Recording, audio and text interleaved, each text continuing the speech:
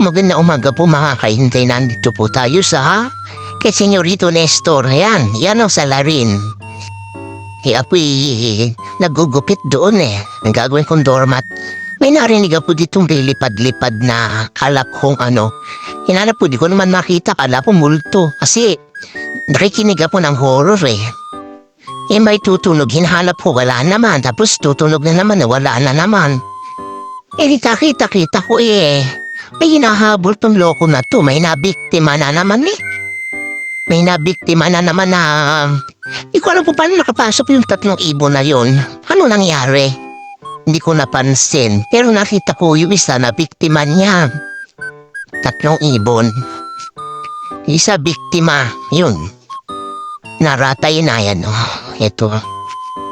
Ito isang biktima niya. Tapos ito yung dalawa may sugat eh. Paano gagawin ko? Kailangan ko itong gamutin. Kasi kung pakakawala naman, hindi naman siya... Hindi naman ito makakalipad kasi sira yung pakpak eh. Huwag ko ba kang husay manghuli nitong pusa na ito ng mga birdie. Di ko alam ang gagawin ko ngayon. Ayun o. Iba o yan.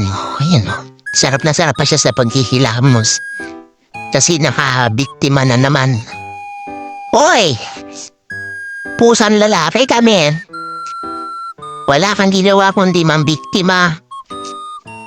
Okay, ingat po tayo mga friend. Maraming salamat po sa palagi. Bye-bye po.